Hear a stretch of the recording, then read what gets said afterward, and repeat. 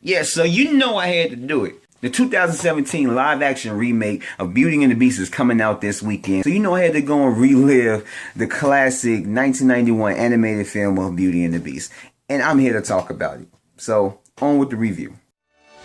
Belle, I love her. You must tell her. I love you.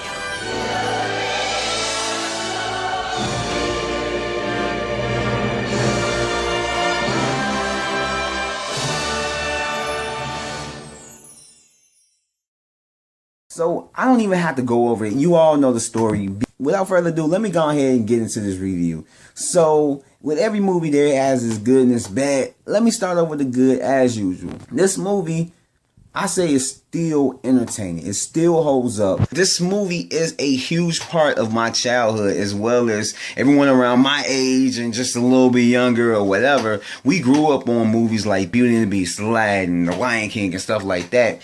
And this holds a kind of nostalgic, dear place in all of our hearts. And yeah, like I said, this movie is still really entertaining. This movie, I found so much entertainment out of it. Just looking back on it, you know, now, and just thinking about, like, you know, how it was when I was a kid. And it very well still holds up. Like the animation still looks good. The 3D graphics is somewhat kind of look dated, but still it holds up very, very much. I really liked it. Even just watching it, me being 29 right now, as an adult, I still watched this movie and still found some enjoyment out of it. And the voice acting was really good. Like, this was something that I really didn't focus on when I was a kid. But now, as I'm looking at it, I'm like, man, they did a really good job. Like, I enjoyed the voice acting of the Beast, of Belle, of just everybody up in there. So I can get down with that. And the music, it still holds up. Like, this movie, I don't know, like, just the nostalgia. I mean, you're going to hear me say that word a lot because that's really what it is. I mean, not saying that this is not a good movie. I'm not taking it away from the movie, but it has more of a nostalgia feel for me. And the music is just, it brings me back from just Be Our Guest to Taylor's Oldest Time and just to all these other songs that were in the movie. It brings me back, and it's still something that holds up to the day. Like, this music is just a classic. I mean, there's really no other way to describe what the music does when you're listening to it. And like I said, rewatching it, you find some flaws in it, you know, years later. When you're a kid, it's like, it's a perfect movie. But then you look at it and it's like, yeah, it does have its flaws. Just like back then, the way they did Disney movies is that everything was kind of straightforward. A lot of times, yeah, we knew the motivation of the main character, the villain, and all that stuff. But rewatching this, it's like it really don't give time too much for character development. Besides the real main characters, which is the Beast and Belle, you find out a lot about them, but not really too much. You don't go too in depth. And Gaston, it's like he's just a straightforward villain. Like, just from like the first time you meet him all the way into the end, he's a straightforward villain. And that's kind of, you know, I mean, when you're a kid, you know, he's a villain, you know, you don't care about that. But just looking at it now, it's like they didn't really give too much character development to really any of the characters besides the two main characters. I guess, in a sense, you can't count that as a bad thing, but when you look at the overall scope, that matters.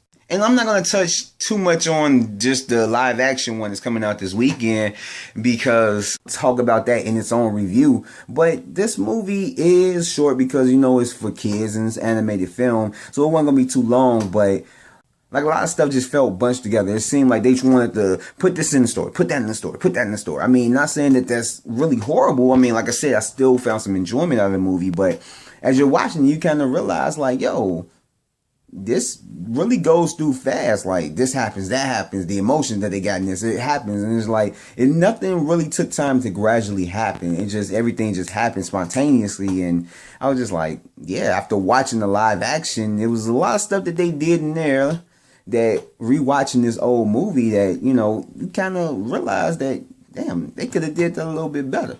But I mean, really, that's all I could find that was wrong with the movie.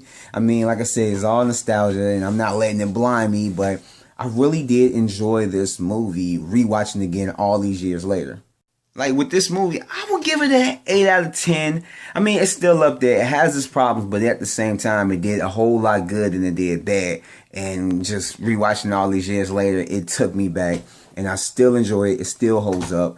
And if you haven't seen it, I don't know how you haven't seen this movie. Go check out Beauty and the Beast. Go ahead and buy it on Blu-ray, rent it, whatever you can do. If they playing it before the live action Beauty and the Beast somewhere in any theater, go check it out. It is a movie for the kids. Take your children, take your nephew, your nieces, whatever. Check the movie out. It's really good. And with that said, this concludes my Take One movie review of the 1991 animated classic Disney movie Beauty and the Beast.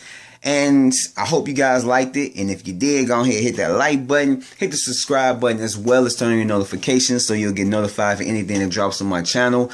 All my movie reviews and everything, all the links is down in the description below as well as my social media. And I will catch you guys next time. Peace.